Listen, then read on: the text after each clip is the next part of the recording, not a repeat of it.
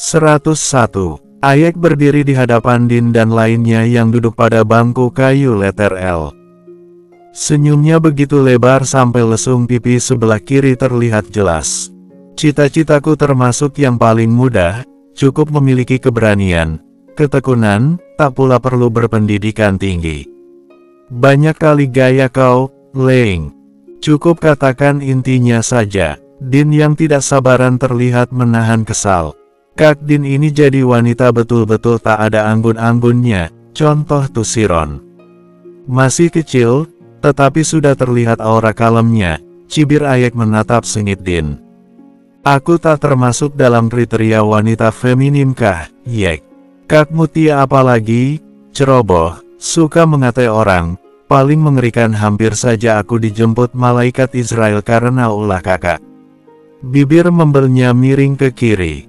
Mutia membuka sebelah sandalnya, bersiap melempar Ayek. Astagfirullah, mengapa malah jadi berdebat? Gilang menengahi. Lanjut Tarni, tanya Ayek. Buruan napa, Yek? Banyak kali iklanmu, udah macam slogan nenek di atas sampan sambil mengacungkan ibu jarinya dan berkata RCTI oke. Sergah Danang, makanya kalian tuh jangan menyela. Jadi panjang, kan? Macam barisan semut pindah rumah. Iya, puas kau. Seru mereka kompak. Ayek kembali bersuara sambil bersedekap tangan. Kelak bila dewasa, aku ingin menjadi seorang pengangguran banyak uang. Tak perlu memeras keringat tetapi rezeki berjalan lancar, jam kerja pun terbilang singkat, namun hasilnya cukup buat setahun. Adanya pekerjaan macam tuh. Apa Yek? Aku maulah, daripada jadi tukang palak nanti malah dikeroyok. Rizal menimpali. Adalah, tapi tak semua orang bisa. Kalau aku sih yakin sanggup, sebab bukan diri ini yang turun ke lapangan. Mimik wajah Mutia dan lainnya terlihat seperti orang pemikir keras. Penasaran, kan? Pastilah, lihat saja raut kalian yang macam orang menahan kentut. Din berdiri dan langsung menjewer telinga Ayek. Betul-betul menguji kesabaranku kau ya, Yek. Cepat katakan, keleng. Aduh, lepas dulu, Kak. Din pun menurut, lalu kembali duduk. Ayek mengusap telinganya yang terasa panas. Cukup jadi penjaga lilin di malam hari, tak perlu mengeluarkan banyak tenaga, hanya perlu mata terus terjaga. Ungkap Ayek, akhirnya. Ngepet maksud kau, Din sampai memekik. 50 untuk Kak Din. Bila 100 takutnya nanti langsung besar kepala. Kalau kau yang jaga lilin, lalu siapa yang keliling? Tanya Danang. Si Ramzan, adikku tuh kan paling lincah kalau soal lari, udah macam babi hutannya bila dikejar mama kami. Gilang dan Septiana sampai melongo, ini kali pertama bagi mereka berinteraksi dengan trio cebol yang luar biasa. Laga kau mau jaga lilin, baru 10 menit belajar mengaji saja sudah menguap puluhan kali. Taknya mungkin kau sanggup memastikan api lilin tetap menyala, yang ada mati terkena hembusan hidungnya pormu. Din mencibir Ayek, tentulah aku tak mampu menahan kantuk, bila sudah berat nih mata, ya tak tinggal tidur. Kalau kau molor, terus bagaimana nasibnya si Ramzan? Danang bertanya dengan mimik serius. Ya mana ku tahu, palingan tersesat tak tahu arah jalan pulang. Yang terpenting dia sudah berhasil mempersembahkan uang. Atau bila perlu ku pinta empuh tong bajil, gantian berjaga. Biar tambah banyak hasil nepetnya si Ramzan. Pao kali kau ini, perbuatan dosa kok ya dijadikan cita-cita. Sinis Din, tatapannya begitu tajam. Kakak tahu tak kepanjangan dari dosa. Dorong saja. Lagian nanti aku mau memperdalam ilmu kebatinan dulu, biar bisa membedakan mana uang haram dan halal. Nah, nanti tinggal ku arahkan si Ramzan agar mencuri uang tidak berkah saja. Wajah Ayek begitu puas. Rizal geleng-geleng kepala. Tak jadilah aku ikutan, Yek. Masih membayangkan saja sudah tak sanggup diri ini. Apalagi melakoninya. Jelaslah tak mampu, sebab hanya orang terpilih saja yang sanggup. Lagian kau itu, kan lemah. Ejek Ayek. Aku berharap kelak si Intan tak pernah terlibat dengan orang macam kau, Yek. Kasihan ku tengok nasib Bang Ikram nanti, sudah biniknya modelan aku yang banyak akal ini, ditambah memiliki menantu yang jalan pikirannya luar binasa. Mutia bergidik ngeri. Tak boleh cakap macam tuh, Kak. Nanti menyesal loh, bila menolak laki-laki modelan aku. Sudah tampan, manis, hartawan pula. HUEG. Trio cebol kala menunggu waktu mengaji. Yang paling pucuk sudah jelas si Danang calon guru, tengah yang lagi belajar ilmu kebatinan agar bisa maksimal menjalani bisnis ngepet.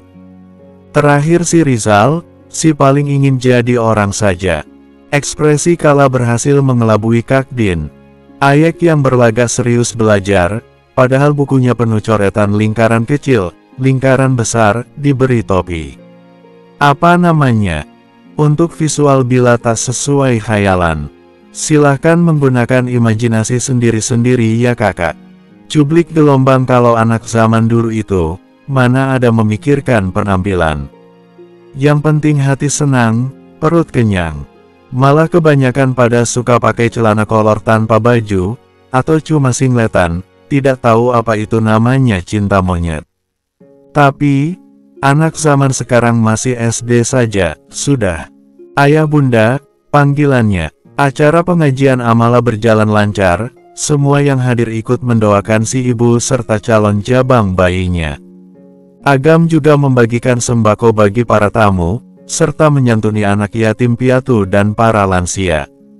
Wajah bahagia menghiasi keluarga Agam Sidik dan juga Maksyam, tidak henti-hentinya mereka tersenyum penuh rasa syukur. Amala terlihat begitu cantik mengenakan pakaian muslimah syari. Semenjak hamil auranya lebih memancar. Selepas acara pengajian di sore hari, dan para tamu sudah pulang, tinggallah keluarga inti serta tetangga dekat. Sayang, ikut abang sebentar ke depan ya. Agam menggenggam tangan istrinya. Begitu sampai di teras panggung rumah Maksyam, kening Amala mengernyit, menatap sebuah mobil sedan berwarna hitam. Bukan cuma Amala yang heran, Mutia, Din, dan lainnya juga sama bingungnya, kecuali Ikram. Itu mobil siapa, Bang? Tanya Amala lembut. Untuk istri abang, sebetulnya sudah lama saya memesannya, tapi baru tiba seminggu yang lalu, dan kemarin kami menjemputnya, ucap Agam. Tadi pagi dia dan Ikram baru pulang dari kota provinsi. Mobil baru itu pun disembunyikan di garasi rumah Wahyuni.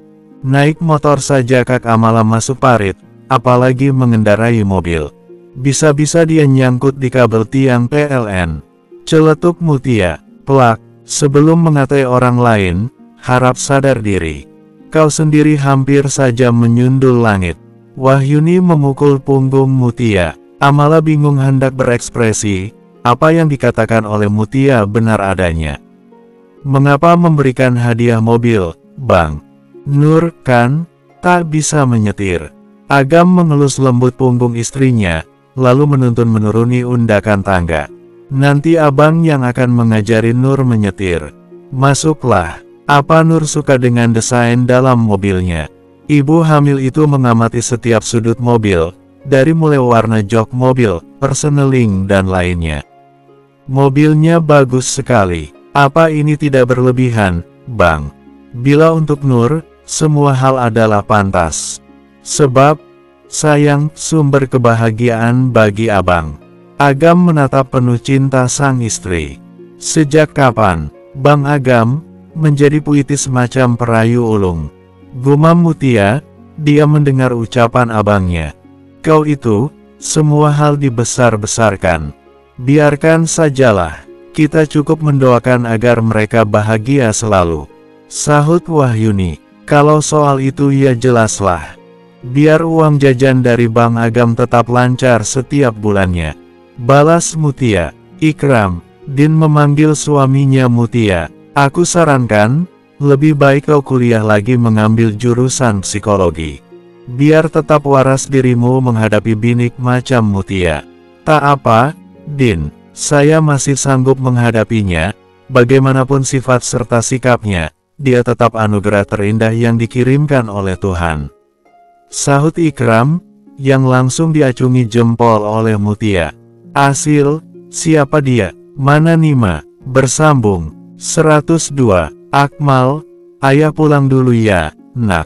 Byakta mencium kening Kamal. Juragan, boleh saya bertanya? Mengapa Kamal dipanggil Akmal? Tanya Wakdar yang ikut menyaksikan perpisahan sementara itu. Senyum Byakta bertambah lebar, sebelah tangannya menelusuri wajah bayi dalam gendongannya, sampai ibu jarinya mengusap bibir bercelah. Arti nama Akmal ialah sempurna. Bagi saya si tampan ini tidak memiliki kekurangan apapun. Kehadirannya mampu menyinari kehidupan saya yang begitu suram. Masya Allah, batin Nirma seraya menatap haru pria matang yang begitu menyayangi buah hatinya. Byakta mendekap lembut bayi Akmal yang menatapnya dengan sorot polos. Wak, tolong gendong Akmal. Ada hal penting yang ingin saya sampaikan kepada Nirma. Begitu Kamal dibawa masuk ke dalam rumah, Byakta mengajak Nirma duduk di bangku bawah pohon jambu air yang sedang berbunga. Bila hatimu sudah mantap hendak bercerai darinya, kau tak perlu datang pada sidang mediasi. Cukup hadir sewaktu pembacaan keputusan cerai. Biar pengacara saya yang menangani semuanya. Di antara kami, semuanya sudah selesai. Tak ada lagi rasa yang tersisa. Saya hanya ingin menatap masa depan, berjuang demi Kamal, serta bersimpuh meminta ampun kepada Mamak dan juga Kak Amala. Selain dari itu, saya tidak peduli. Maaf bila rasanya terkesan kejam, bukan maksud diri ini hendak bersikap egois, cuma untuk sekarang memang itulah yang ada dalam benak saya. Byakta menghela napas berat, tersenyum tulus walaupun hatinya sedikit tersayat. Bukan perihal cinta, hanya rasanya begitu berat berpisah dari sang anak. Keinginan terbesarnya hidup seatap dengan Nirma agar bisa memberikan kehidupan sempurna untuk Akmal. Selama nyawa masih dikandung badan, saya tetap berusaha melawan kematian Nirma. Demi bisa merasakan kehangatan keluarga bersamamu dan juga Akmal, maaf bila diri ini begitu egois, terlalu ikut campur dalam urusan pribadimu. Saya paham, semua butuh waktu. Ya sudah, saya pamit pulang dulu. Kalau ada apa-apa, tolong cepat kabari. Pintanya penuh harap, walaupun tanpa Nirma memberitahu. Dirinya sudah duluan mendapatkan informasi terkini. Nirma mengangguk. Hati-hati di jalan. Berita apa yang kau dapatkan, Ron? Tanyanya saat sudah duduk pada jok mobil. Sesuai rencana kita, Juragan. Afna dan Yasir sudah menikah. Saat ini mereka dalam perjalanan pulang ke kampung halaman Yasir. Ron tetap fokus pada setir kemudi, tetapi bibirnya terus memberikan informasi. Wanita tua itu akan cocok dengan si sampah. Sama-sama keras kepala, tak ada yang mau mengalah. Byakta terkikik geli. Kerahkan terus orangmu untuk memantau mereka. Jangan sampai lengah. Saya tak sudi bila Akmal bertemu bapak kandungnya. Senyumnya begitu bengis, dengan sorot mata tajam. Baik, Juragan. Aneh betul Mbak Atun, lantai kotor macam ni pun tak boleh disapu. Juria hendak mengambil sapu ijuk. Angan, bial Nima nanti yang bersihkan. Larang Biatun yang duduk di kursi roda. Dianya saja entah kapan datangnya, Mbak. Sampai sekarang Yasir pun tak ada kabar.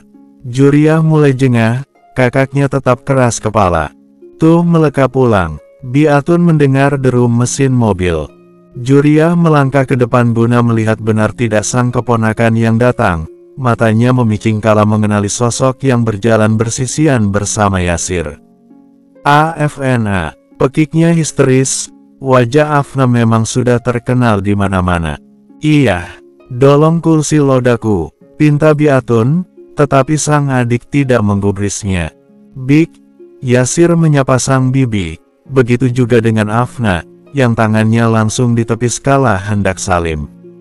Apa-apaan kau, Yasir? Mengapa bukan Nirma, malah membawa pulang Hama? Masuk dulu, Bik. Saya jelaskan di dalam. Yasir menaiki undakan tangga, membiarkan istri barunya kesusahan mengangkat tas besar. Asil, siapa dia? Mana Nima? Biatun menatap tas suka sosok wanita berpakaian ketat. Dia istri keduaku, Bu. Namanya Afna, wanita yang sebelumnya menjadi selingkuhanku. Akunya terus terang. Wajah Biatun memerah, napasnya tersengal-sengal. Ibu mau Nima? Bukan dia.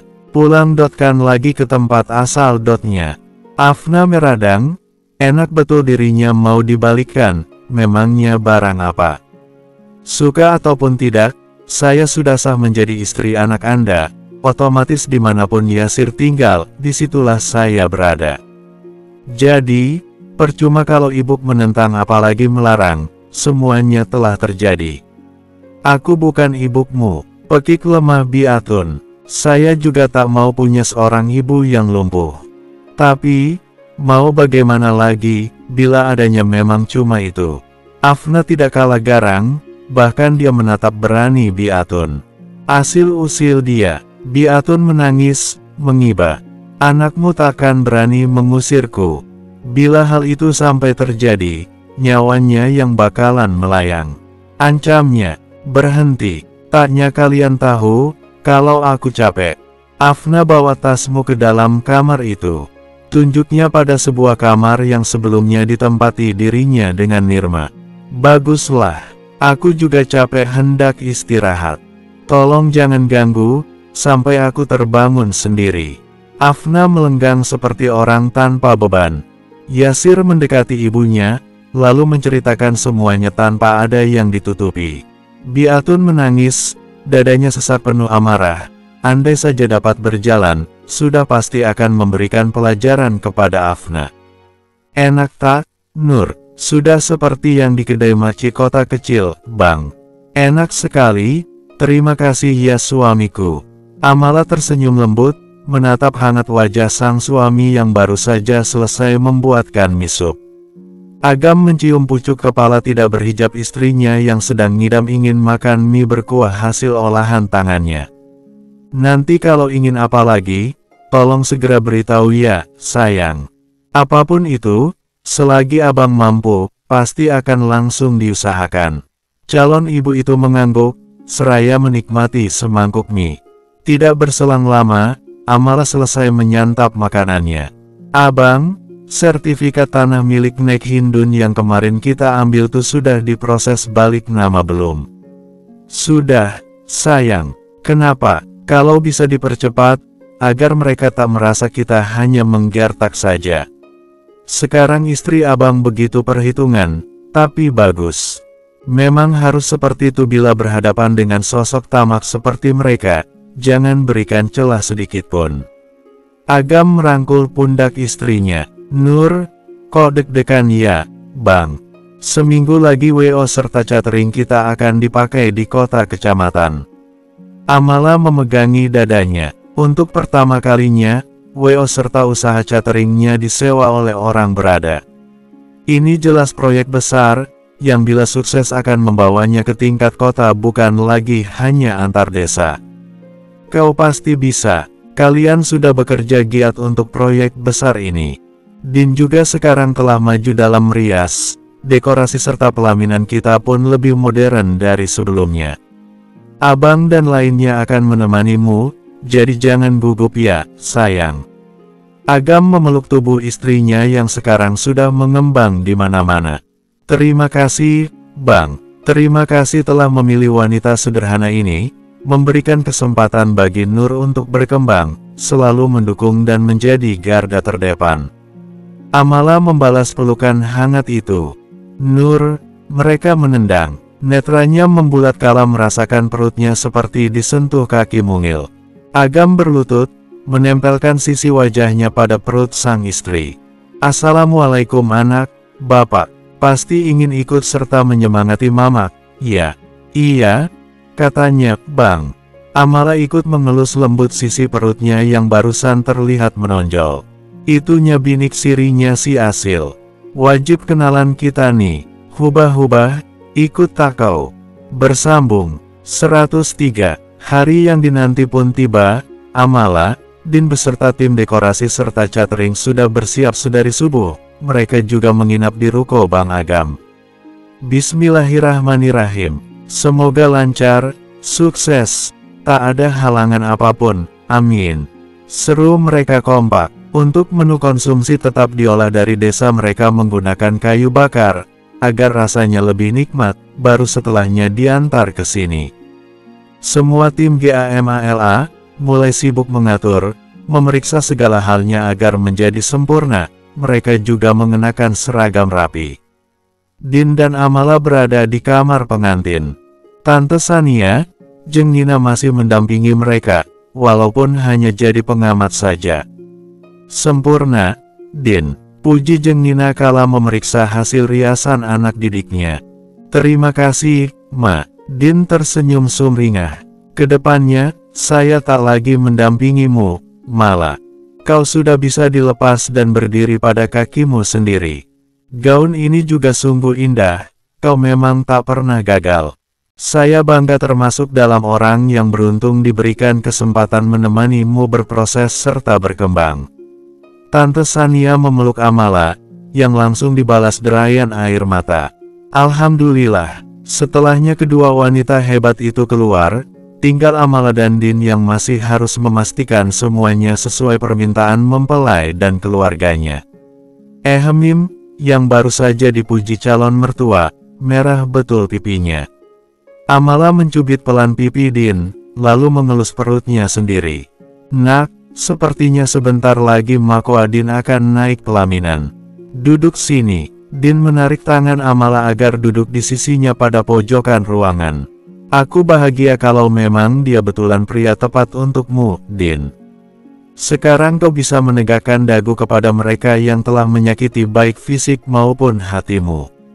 Amala menggenggam tangan Din. Kau tahu, Mala, bila ada kehidupan kedua, aku pasti akan meminta terlahir dari rahim yang sama denganmu. Dirimu lebih sekedar sahabat bahkan saudara, keberadaanmu sungguh berarti bagi diri ini. Tanpa bantuanmu, sudah pasti tak akan ada aku yang sekarang. Masih segar dalam ingatan, bagaimana kau pontang-panting mencari bantuan demi mencari tempat untuk persembunyianku. Mala, terima kasih atas segala hal yang sudah kau berikan secara cuma-cuma. Din mengeratkan genggaman mereka, setetes air mata jatuh membasahi kaos longgarnya. Setelahnya mereka disibukkan oleh urusan hari ini. Kehamilan Amala yang sudah semakin besar pun tidak menjadi halangan. Apalagi kedua bayinya begitu baik budi, jarang sekali menyusahkan ibunya. Rewel bila berjauhan dengan sang ayah saja, maka dari itu Agam Sidik sebisa mungkin selalu menemani istrinya. Tidak terasa hari berlalu begitu cepat, tanggal kelahiran sang jabang bayi sudah semakin dekat. Yakin mau ikut kondangan, sayang? Agam sedang memijat kaki istrinya yang sedikit membengkak. Iya, Bang. Nur ingin merasakan lagi ramai-ramai naik mobil pickup, jawabnya seraya mengunyah buah pepaya yang tadi dipotong kecil-kecil oleh suaminya. Kak Mala mau berangkat atau mengeram sih? Lama betul, malah asik mengunyah terus. Kami sudah berkarat menunggu macam ikan asin dijemur. Mutia masuk ke rumah abangnya. Amala menurunkan kakinya, sang suami sigap membantunya berdiri. Tia, tolong gandeng kakakmu, pinta Agam. Tak mau, takut Tia lihat perut Kak Mala yang mirip balon hendak meletus macam tuh. Mutia bergidik ngeri, lantaran perut Amala lebih besar darinya kala hamil Intan. Din dan Wahyuni sigap membantu Amala naik ke bak pickup. Sedangkan Mutia hanya menjadi penonton yang sesekali meringis seperti orang menahan sakit. Rombongan wanita pun berangkat dengan disopiri oleh Agam, mereka hendak kondangan di desa Yasir dan Nek Hindun. 20 menit kemudian, mobil sudah terparkir di tempat khusus bagi para undangan. Agam langsung menurunkan papan layaknya tangga agar sang istri muda untuk turun. Nur, baik-baik saja, kan? Tanyanya penuh perhatian, seraya merapikan ujung belakang hijab Amala yang miring. Perhatian kecil itu mengundang decak kagum sekaligus iri. Banyak pasang mata para wanita yang menginginkan suami seperti Agam Sidik, penuh perhatian, kasih sayang, tampan sekaligus hartawan. Din menyipitkan kelopak matanya, samar-samar dia mengingat sosok yang pernah terkenal melalui surat kabar. "Apa yang kau tengok, Kak?" Mutia mengikuti arah pandang Din. "Mau ikutan tak kau?" Pas betul dia duduk sendirian. Din sudah berdiri dari kursi plastik berselimut kain putih berpita hijau. "Taklah, cukup kakak saja. Dia masih warga baru, takutnya nanti pingsan. Lebih parahnya lagi langsung innalillahi kalau kita maju bersama." Mutia menolak, lebih memilih mengunyah kue lemet. Din mendengus, pura-pura jalan ke belakang di mana Afna duduk. Katanya tak mau ikut. "Mengapa kau mengekor macam anak bebek?" "Pala kali ku tengoknya. Lancang betul menatap investasi masa tua, Tia. Minta dicolok mata gatalnya tuh." Mutia yang memimpin jalan, tangannya membawa gelas berisi sirup. Sedari tadi mata tajamnya memperhatikan Afna yang mencoba menarik perhatian Ikram. "Hei Kak, yang kau pandangi sampai biji matamu mau melompat itu adalah suamiku. Jangan harap bisa merayunya. Dia tak doyan barang bekas macam kakak nih. Dasar tak tahu malu." Mutia memiringkan bibir bawah dan atas, matanya langsung menatap penuh permusuhan. "Siapa kau? Datang-datang langsung cari perkara. Ini mata punyaku." Afna menudingkan jari ke matanya sendiri. "Hakku hendak menatap siapa saja. Tak bisa dibiarkan. Dia lebih berani daripada bidan Rani," bisik Din memprovokasi. Hati Mutia kian memanas, apalagi menatap Afna yang masih duduk tenang. "Percuma cakap ma betina tak punya urat malu macam kau, Afna. Lebih baik langsung aksi saja." Mutia menyiram baju Afna dengan air sirup berwarna merah. "Ah, dasar gila kau." Afna mengangkat tinggi kursi yang didudukinya, bersiap memukul Mutia. "Duar, duar, setan!" Pekiknya terkejut seraya melompat-lompat pendek. "Manalah ada setan di siang bolong macam nih, tak pintar kali kakak dalam berbohong." Ayek berkata begitu polos, merasa tidak berdosa padahal baru saja dirinya membanting petasannya.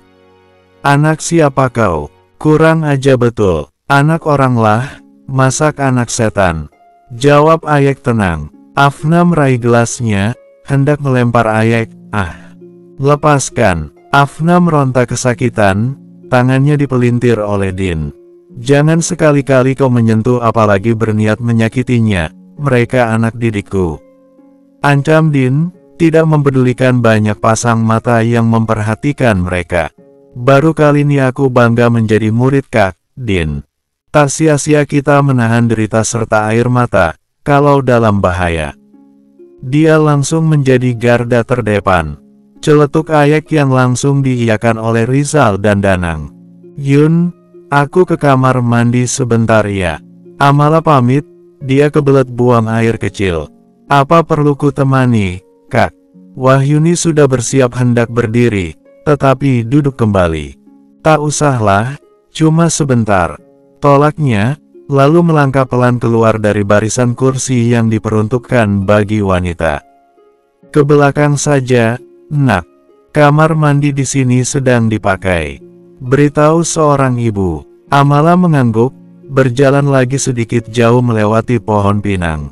Belakangan ini dirinya memang bentar-bentar kebelet pipis. Setelah selesai membuang hajat, Amala keluar dari bilik kecil yang terbuat dari susunan batu kali. "Hebat betul ya mantan tunanganku ini. Lepas dariku langsung jadi nyonya besar. Ternyata laku mahal juga lubangmu itu, Mala. Aku jadi penasaran bagaimana rasanya." Yasir menjilat bibir bawahnya, melangkah mendekati Amala yang terlihat begitu terkejut. Amala merogoh sakunya, mencari spray cabai. Nah, senjata andalannya tidak ada. "Bang Agam, tolong, titik. Yun, di mana kakakmu?" Bersambung.